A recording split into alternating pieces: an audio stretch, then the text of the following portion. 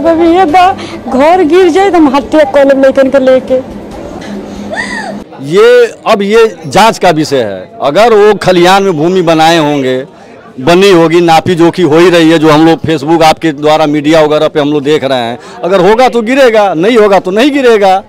नमस्कार दोस्तों, मेरा नाम है प्रमोद गुप्ता और आप देख रहे हैं जी भारत न्यूज। देवरिया कांड ने पूरे देश को झकझोर कर रख दिया है।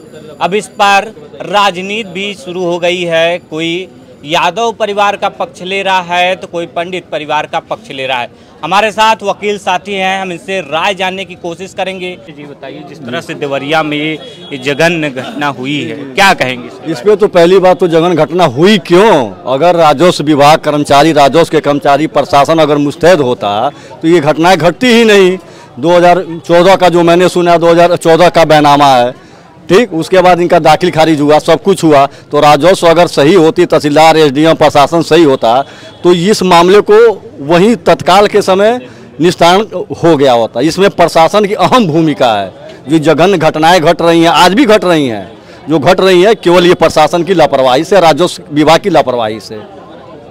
जिस तरह से घटना इसमें यादव पंडित करके सोशल मीडिया पे उछाला भी जा रहा है, कुछ लोग इसमें राजनीति की रोटी भी सेक रहे हैं, क्या कहेंगे? ये राजनीति का विषय नहीं है, ये बिल्कुल राजनीतिक विषय नहीं है। चाहे सपा हो, चाहे भाजपा हो, चाहे बसपा हो, चाहे कोई अन्य बिरादरी का भी हो, ये राजनीति का विषय नहीं है। इसमें अब ये सोचना चाहिए दोनों पक्षों को किस तरह सामंजस्य बिठा के आपस में सौहार्द करके प्रेम पूर्वक जो है इसमें कोई घटना न घटे, अब ये सोचना चाहिए।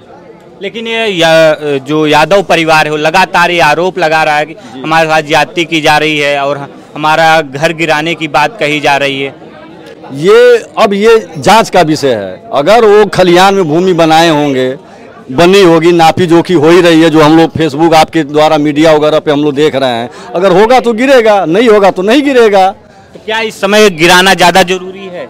इस आखिर प्रेमचंद यादव की भी तो मौत हुई है। जी जी, उनके यहाँ दुख पड़ा। क्या इस समय नाप जो करना, लीगल कार्रवाई करना जरूरी है? अब ये तो प्रशासन ही बताएगा, राजस्व बताएगा, जो वर्तमान सरकार है वो बताएगी कि इस समय क्या जरूरी है, क्या जरूरी नहीं है। इस समय तो हमको बस यही देखना किसी तरह शांतिपूर्ण माहौल बना रहे दोनों पक्षों के बीच में, कोई इस तरह भावना न हो कि फिर ये चीजें पनपे।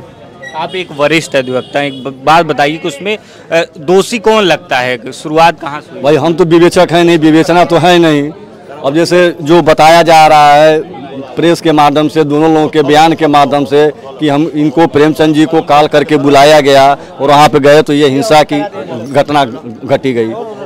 भाई मौके पर जो था वही तो बताएगा कि इसमें क्या सच्चाई है, क्या है। योगी सरकार के बारे में, इस घटना के बारे में क्या? योगी सरकार जो भी कर रही है वो ठीक कर रही है। प्रशासन भूमाफिया आज भी है, कल भी है और हमेशा वो रहेंगे। जो वर्तमान सरकार करी, जो माननीय योगी जी कर रहे हैं वो सही कर रहे हैं, बिल्कुल सही कर रहे हैं। अंकुश लगना चाहिए भूमाफियाओं पे। भूमाफियाओं पर अब तक क्यों नहीं अंकुश लगा? अब या तो हो सकता है कि योगी सरकार में ये बात वहाँ पे पहुँची ना हो, क्योंकि योगी बाबा तो खुद कहे थे कि जो अपराधी हैं प्रदेश छोड़कर भाग गए हैं। लेकिन IGRS पे जैसे उनकी देवेश जी की बहन बता रही है, मैंने कई पोर्टल पे कई दरखास्त दी है, तो ये तो योगी सरकार जी की गलती है नहीं, ये तो राजस्व कर्मचारी की जो वहाँ प्रशासन है उनको तो देखना चाहिए ना। जो दरखास्त है उसका हम डिस्पोजल करें, निस्तारण करें। योगी सरकार अपने कर्मचारियों पर भी, अधिकारियों पर भी नजर नहीं रख पा रही। नहीं, बिल्कुल नहीं रख पाए। अगर रखती तो ये हिंसा घटना घटती ही नहीं।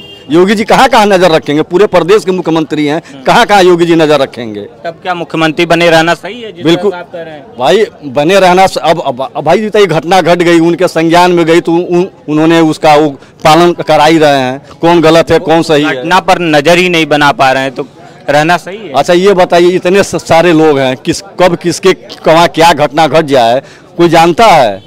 भाई जाने तो उसका संज्ञान लिए हैं, कार्रवाई कर रहे हैं माननीय वर्तमान सरकार, माननीय योगी जी। जो अधिकारी इसमें सस्पेंड हुए हैं लापरवाही में, इनके ऊपर क्या कार्रवाई होनी चाहिए?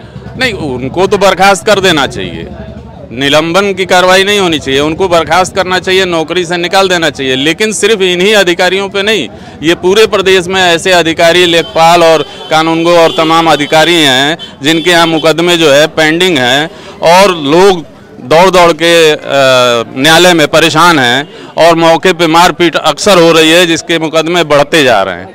तो ये सारा जब खाली करा दिया जाएगा तो 80% मुकदमे तो ऐसे ही समाप्त हो जाएंगे, मारपीट और अपराध बंद हो जाएगा। मेरा ऐसा मानना है। योगी सरकार का तो दावा है जीरो टॉलरेंस पे सरकार चल रही है। कुछ नहीं, योगी सरकार का एकदम गलत दावा है। आप लोग मीडिया वाले हैं, आप लोगों को पता ही होगा कि आज के डेट में इस सरकार में कितने जो है हत्याएं, बलात्कार, लूट सब हो रहा है। कहाँ से जो है राम राज्य है, कहाँ से लॉ एंड ऑर्डर मेंटेन हो रहा है? कुछ नहीं मेंटेन हो रहा है, सिर्फ पैसा लूटने का काम हो रहा है। पुलिस वाले पैसा लूटते हैं, अन्य अधिकारी पैसा लूटते हैं और फाइलों को दबा के बैठे हैं, उसमें कोई फैसला नहीं कर रहे हैं, कोई कार्रवाई नहीं हो रही। कोई कार्रवाई नहीं हो रही है। ये जो है जो सरकार है वो फेल है, सरकार पूरी तरह से फेल है, पूरी तरह से फेल है। क्योंकि देवरिया का जो कांड है बहुत गहनता से देख भी रहे हैं। बहुत बहुत स्वागत है सर। इस कांड को आप देख रहे हैं तो देवरिया में है, तो क्या देख रहे हैं आप, किस तरीके से? अब इसको तो हम गलत के ही दृष्टि से देख रहे हैं कि जो भी हुआ है वो गलत हुआ है, दोनों परिवार के साथ गलत हुआ है और ऐसा नहीं होना चाहिए।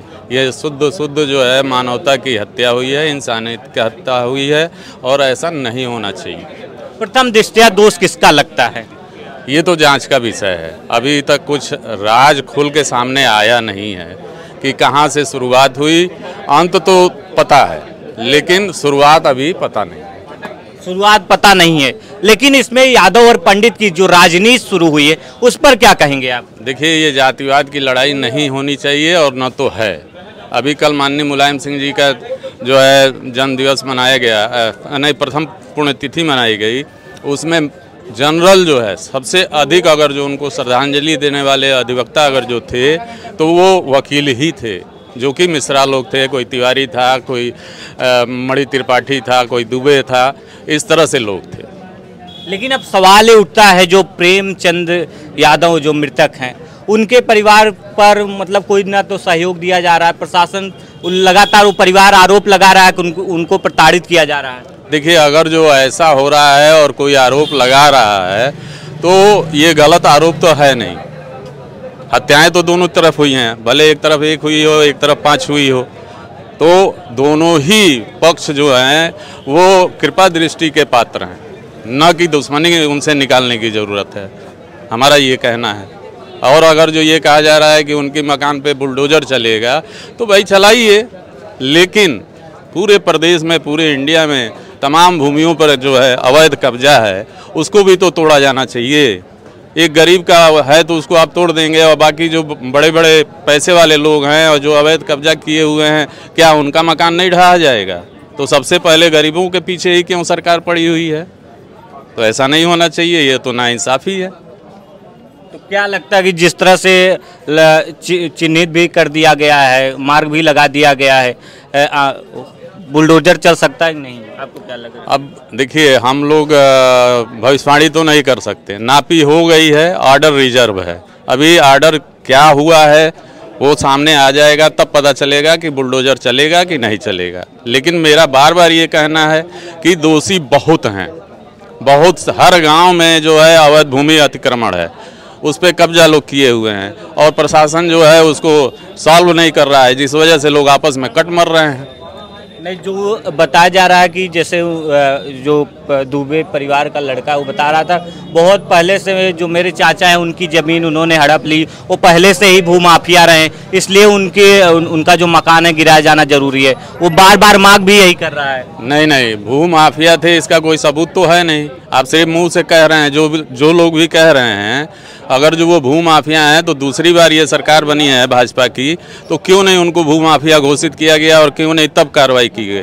जब घटना हो गई है तब कार्रवाई क्यों की जा रही है?